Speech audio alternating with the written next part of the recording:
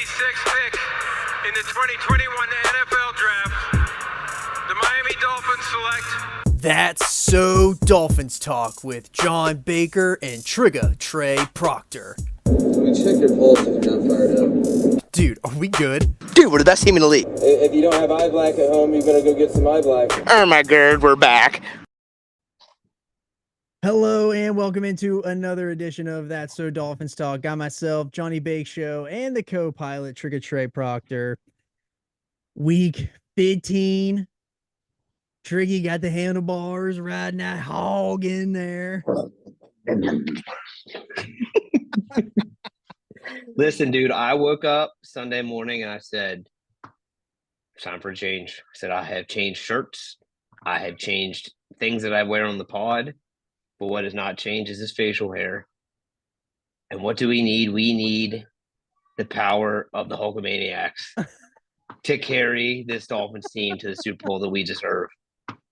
So now, brother, let me tell you what we're going to do, brother. Is we're going to gather all of Finn's Nation. And we're going to tell them to take their vitamins. And make sure that you suck down your Celsius in the morning. Because when we wake up, the morn of Christmas morn, we will be in the playoffs. Calling it now. Calling it early. Prediction. Yeah, so if you live under a rock, the Finns won 30 to big old fat Doney against the Jets last night. That was such a good bounce back, man. I was nervous. Oh, yeah. I was so nervous. I had no doubt in my mind we were losing that game. I mean, the good news is we're not 9-8, so that was our doomsday scenario. That is true. We're not 9-8. We can still be 10-7 though.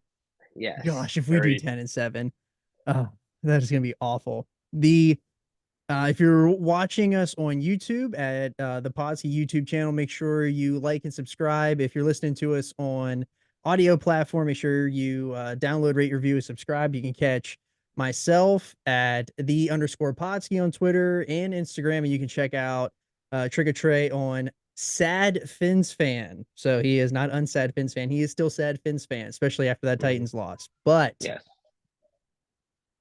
the Fins are back in the win category, and 30-0 against the Jets.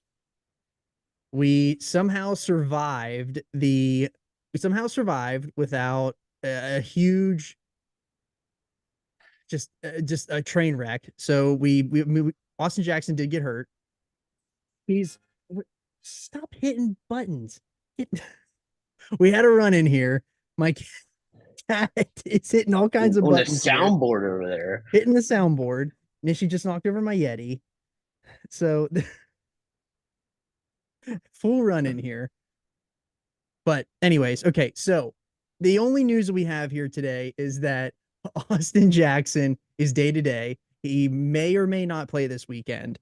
We have Javon Holland and Deshaun Elliott.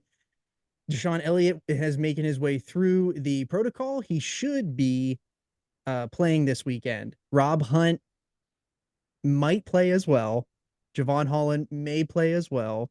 Everyone's questionable again. So, but on basically they said that Tyreek and since Tyreek and Xavier Howard went through the pregame workout, they will be playing this week. That's like the last step to get everyone ready. So that is just a little bit of news that we got here.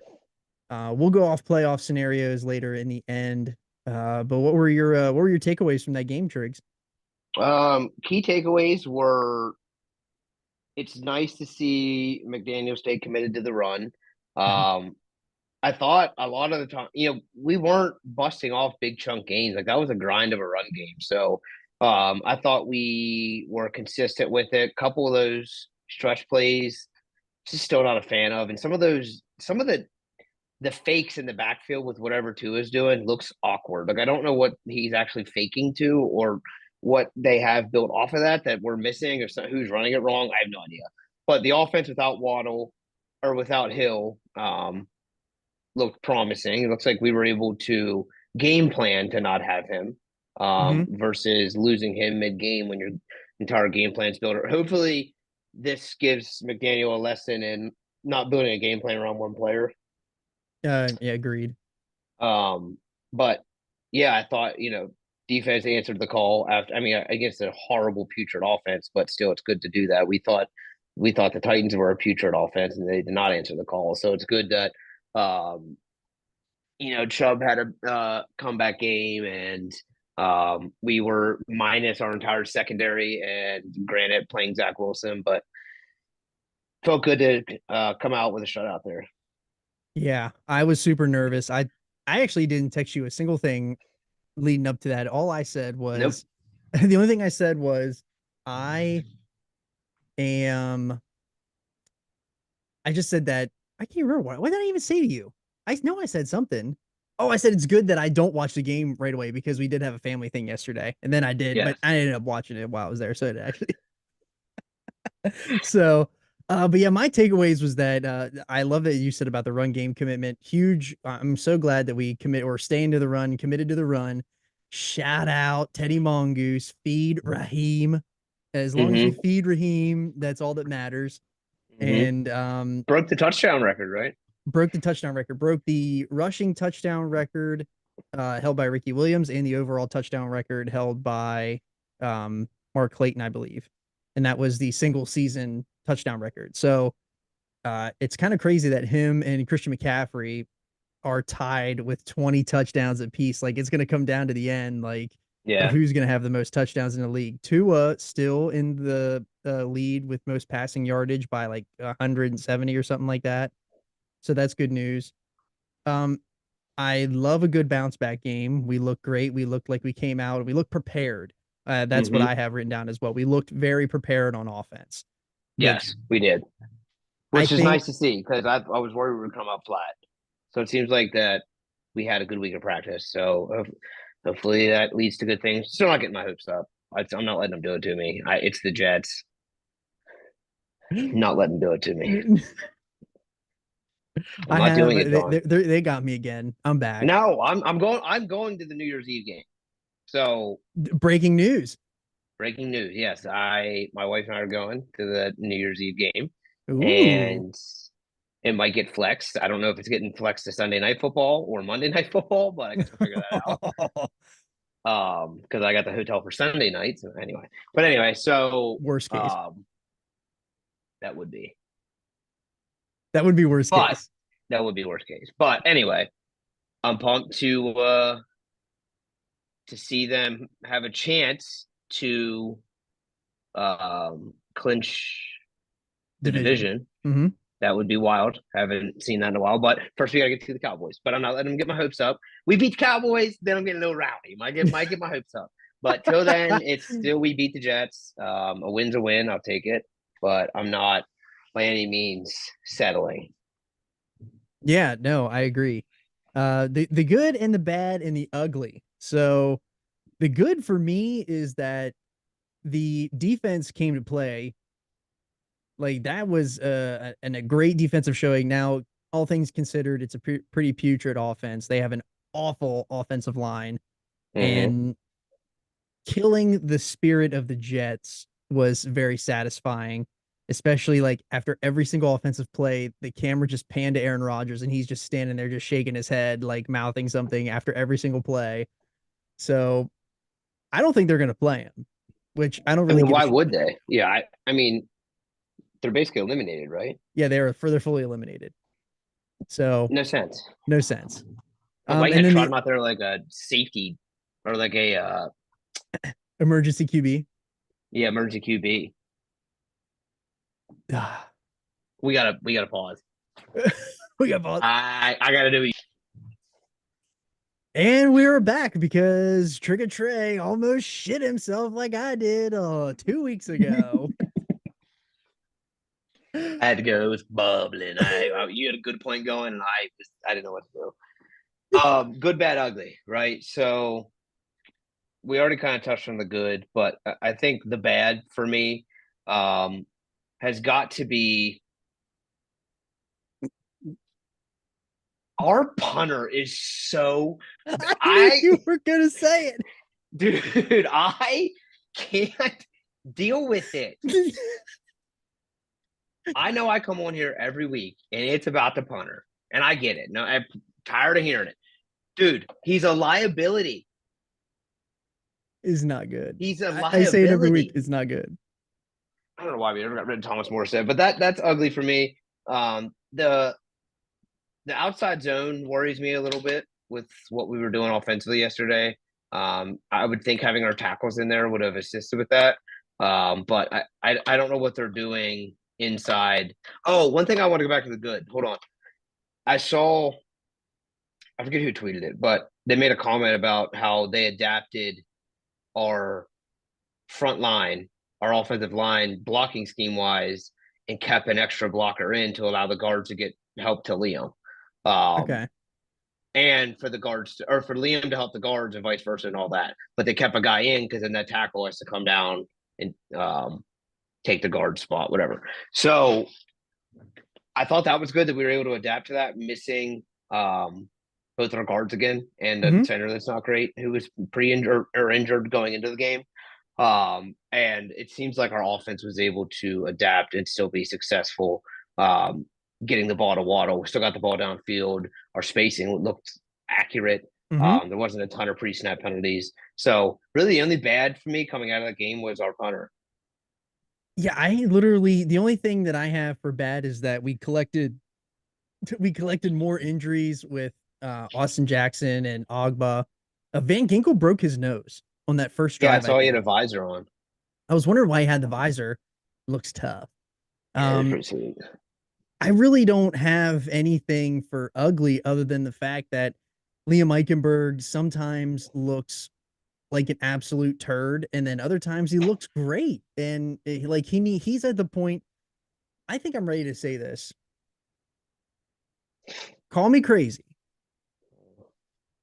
I'm ready to let Liam Eichenberg continue. He's off the Uber. He can stay. He just needs to work on consistency now because he's shown that he can do, but he's also shown a lot that he can't. And if he just, plays a little bit more consistently, I'm willing to take him off the Uber and let him be like the backup for these guys. He is a good utility guy. I don't hate him as the utility guy. And it's good to have those guys in the league. He's not someone now. I think if there was a position that he would flourish in, flourish I use loosely, but what he would do well in, he's a right guard. Like that's what he has said he's the most comfortable in. That's what he played the best in. The problem is we just have a really good right guard right now, who I don't think could switch over and play left. No. So, and I don't want to mess that mojo up either. So, I mean, it's a good. I think having him as a utility, what Jesse Davis used to be. Jesse Davis had a year where he was like a solid backup for us, utility guy. But Eichenberg, it's valuable to have someone that's played all 5 positions. I agree. Yeah, no, somebody that can do a lot of things on the inside. It's good to have a utility guy. No, I totally agree. I just when you beat somebody 30-0, there's not a lot of bad and there's not a lot of ugly, but it's the same things we say every week, man. Like Morstead, he punts the shit out of the ball. Like I don't understand his why average punt was 50 yards the first 2 or 3 punts. Like our average punter is like what 34, something like that. Like awful. If we're if we're in a battle this weekend and we need to flip the field, we can't. It's impossible. And when you're in a field position game that, sometime that's playoff football, like field position. And if we can't flip the field because our punter, now I guess I am talking some shit on him because he did have some good punts yesterday, but like at some point, like it's a problem and we've been saying it all year long. So I don't know. It's hard to come up with a lot of bad and ugly when you beat somebody 30-0. Yeah, I would agree. But yeah, so stock up, stock down. Based off last week, we had a lot of stock down. This week, the whole team is stock down. So minus Raheem Mostert. Minus Raheem Mostert, and he continues to rise. Jalen Ramsey looked great. Absolutely. So he shadowed Garrett Wilson, which I did not recognize during the game, but I saw afterwards on like 20 or 20. He was like 21 to 27 snaps, passing snaps. He was on him. Yeah. And he shut him down. I mean, Jalen Ramsey's an absolute dog. I hope he shadows Stephon Diggs when we play him at the end of the year. Like it has to happen. Yeah, there cannot be so like I did see a thing where they said that later in the second half to get Ramsey off of Wilson, they moved him into the slot. And then but sometimes like Ramsey was going to the slot with him. So knowing that X wasn't going to play and they shadowed Ramsey like instantly, that's a good thing because like the first time we played the Bills, they put Cater Kohu on Yeah, Stephon Diggs. Like I feel like now like we're gonna get a way better shot at the Bills than what we did the first time. I think we got a really yeah. good shot against this Cowboys offense. Like as long as you can contain CD Lamb and like you don't let up big chunk plays and you can contain Tony Pollard, like I if the defense plays like it's played, you know, minus the last 3 minutes of the Titans game, that's an outlier. I feel like the last three It minutes of was that Titans game is a complete outlier for this defense. But it if was the like that defense game. plays, Was it the game we played the Broncos and they marched right down the field the first drive? mhm, And then we yeah, ended up beating them 70-10. Like that's what it kind of reminds me of. It just happened to happen at the end of the game instead of at the beginning. yeah, Um, but that was kind of like a similar scenario. But yeah, I mean the Cowboys are a offense or a deep threat chunk play team, and that's one thing that the Dolphins have done a great job of containing. So that matchup that bodes well for us. Um, yeah, I think I'm just anxious to see how our offense does with their defense. they play a lot of man. Containing, yeah, good, but containing Micah Parsons is going to be my worry. Yeah. Well, I want to get to the Cowboys game a little bit. I'm getting excited because like I'm just ready to move on from the Jets, but a lot of stock up on Jalen Waddle. You know, somebody who has had a sneaky 1,000 yard season. Like no one has talked about Jalen Waddle nearly enough this year, and he's like 30 some or like 60 some yards away from 1,000 yards. Like, dude Yeah, has had a great year. He stepped right into the Tyreek role and he played great. Like, I don't think that anyone can be upset with the way that Jalen Waddle played. And they look prepared to put Waddle in that spot. So if there's ever an instance now where it's a great thing because Tua spread the ball around. I love him spreading the ball around, but at the same time, if Tyreek goes out now, we do have a game plan that we've done previously where we know we can put Waddle in there and go. yeah. So that's a good thing. And then my last one's Bradley Chubb, dude. Finally, Oh like yeah, dude, not he's an finally. I don't absolute want to say dog. finally, but dude completely redeemed himself from that Titans game yesterday. Yeah, he's an absolute dog. He is like finally becoming as advertised for us. That him and Jalen Ramsey are what's making. And David Long, man, has Oh, been a dude, I love godsend. David Long. Yeah, like I really do love this defense when we're healthy. Um, Elliott and Holland worry me a little bit. Like those two are pretty key. I don't want to. I mean, I know Brandon Jones had 2 picks, but one of them was basically a punt.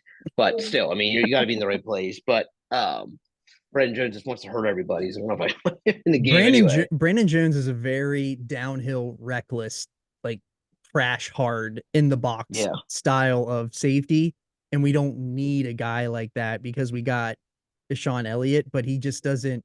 I don't want to see a tandem out there of Elijah Campbell and Brandon Brandon Jones Jones. against the Cowboys. I don't want to see that. I don't think we will. No, I think there's a good chance Deshaun Elliott Deshaun Elliott definitely plays. I don't know if Holland plays. He's still got the 2 sprained MCLs. How do you two sprain both sprains in MCLs? Trinidad James. Gold on my chain. But dude, man, I love Holland. I just wish he gets healthy and he gets back because he's a huge key to this defense. Um, but yeah, who do you got for good? Just stock up, I mean. Yeah, stock up for me. Bradley Chubb's on my list. I gotta go stock up to Cater Kohu. I thought he had a really good game. Mhm. It was nice to see him kind of be able to fill in with X being out. Really, I mean, the secondary as a whole has to be stock up. I was really nervous going into that game being down 3 stars. I mean, we talked going into it. It's just like can't get out of our own way, and like now Yeah. we're gonna here it comes Zach Wilson legacy game. But it was good to see us kind of be able to adapt to that, to stock up to them. Well, hell, even Um, Eli Apple played well. yeah, that's what I'm saying. Even Eli Apple played well, so just stock up all around.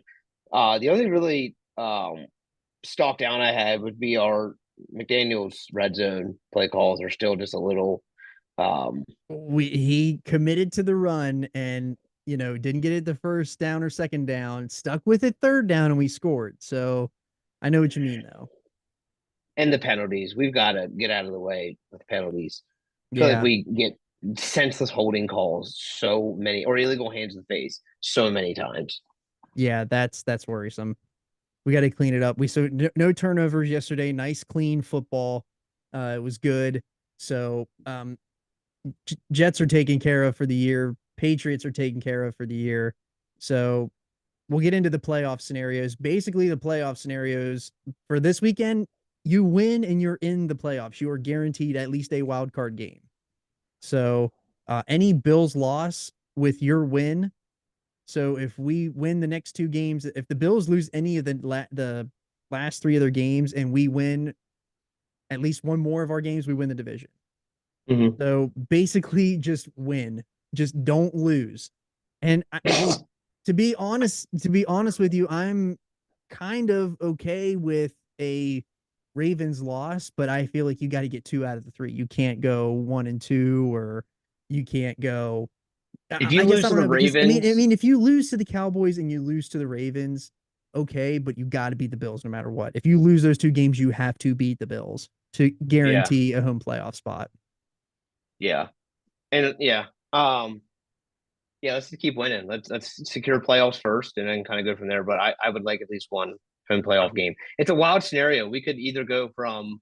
I mean, I'm pretty sure we're knock on wood guaranteed to be in the playoffs, but we could either go from a wild card or the number 1 seed over the next 3 weeks, which is awesome to be a part of that. But a lot on the line. Now's the opportunity to write all the negativity out, but we gotta just beat the Cowboys first, one game at a time. Control what you can control. We can easily. I think we can play with the Cowboys. They don't play a style of football that has been worrisome to us or problematic to us. So, like, just win. You're exactly right. Just win.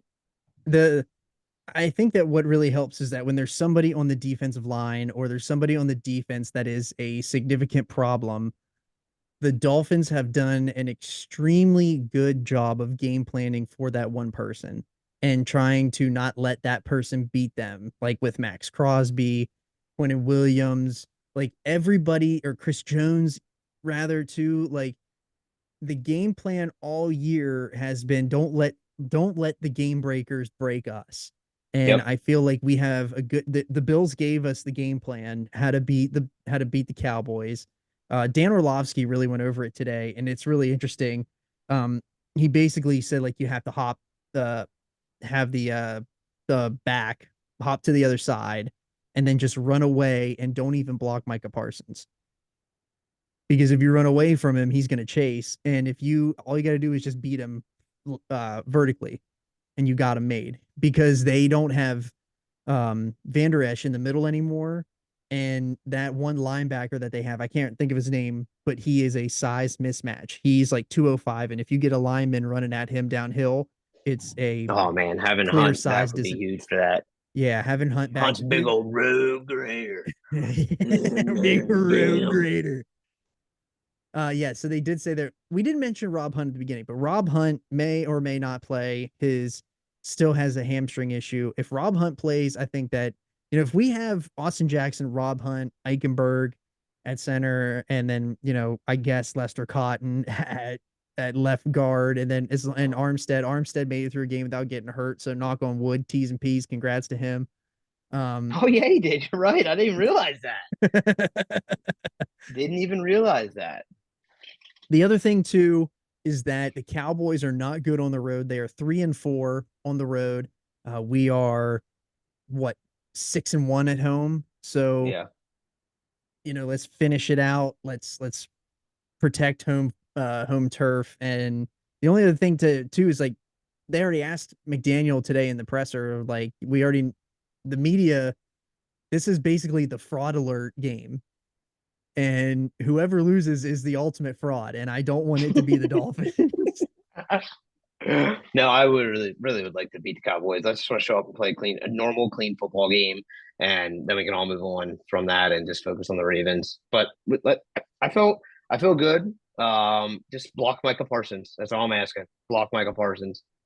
I really felt good about this game because with it being a short week and it was like the heartbreak in that loss. Like they came out determined and they came out to make a statement. Let's hope that they keep the foot on the gas and sweep the leg. No, buddy. Let's just win 3 Sweep. out. Home field advantage. #1 seed. I think the #1 seed is out. I don't think we can get 1 seed. I'm shooting for the 2 seed. How can you think we can't get 1 seed? We went out. We have can. 1 I know seed. we can get the 1 seed, but I'm trying not to get my hopes up too big. I'm trying. I'm convinced we're going 10-7. You think we're gonna finish 9-8 still, even though we're 10-4. They're not sucking me back in. I'm telling you, I'm not letting it happen. They're not sucking me back in. Well, they got me sucked in, but I just think that we're gonna finish and we're somewhere between 2 and 4.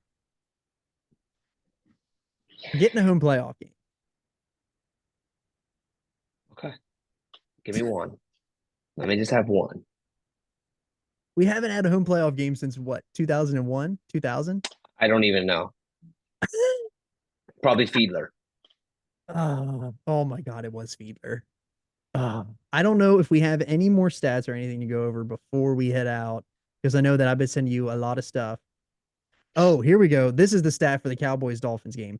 The Cowboys and Dolphins will be the first game in NFL history between teams with 20 plus combined wins, but 1 or fewer wins versus teams above 500. And the funniest thing of the sports weekend was Quinnen Williams doing the waddle and then getting knocked out. And then the very next play was that absolute bomb diggity by. And then Tua looked over and gave him the talk. Oh, I'm excited for the Hard Knocks this week. I'm going to see how practice looked last week after very the Titans excited. loss. Yeah, we are 1.5 point fave against Cowboys. It opened as a pick 'em and the line moved. So I wonder if Tyreek, them coming out and saying Tyreek's basically a go, because I saw somewhere he's the highest rated for books player. So if the line moves one way, I thought earlier in the season they valued him at, I thought they said he was a 2-point person, but maybe it's down to 1.5 because he's questionable. But that 1.5 move's got to be Tyreek. Yeah. Well, I mean, basically McDaniel said that Tyreek and X are going to play. So I'm super excited. Hope everyone enjoys their Christmas and their Christmas Eve. I have no idea what we're going to do about recording because probably don't want to record on Christmas or anything like that. So, but we'll get you the game review sometime next week for the Cowboys. Unless they absolutely get blown out, then we'll probably just come on here and then just spit venom. But I don't think that's going to happen. I think we're going to all enjoy our Christmases with a nice Fins dub. And we'll move on to the New Year's Eve showdown for the AFC in Baltimore. With me in Baltimore. With you in Baltimore. Do you know I need them to beat the Cowboys so I can go into Baltimore with the handles. If I gotta shave the handles afterwards, that's fine. But tell me I'm not in there. In there like swimwear. Oh man. You gotta give us a live report from the game. Oh, you're getting a live report. You might have to record it and then play it at the open of the show next week. But with that, he is at Sad Fins Fan. I am at _Podsky. Make sure you check us out wherever you get your podcast or on YouTube. And we will see you next week on That So Dolphins Talk. Say your prayers, take your vitamins, and fins up. Brother.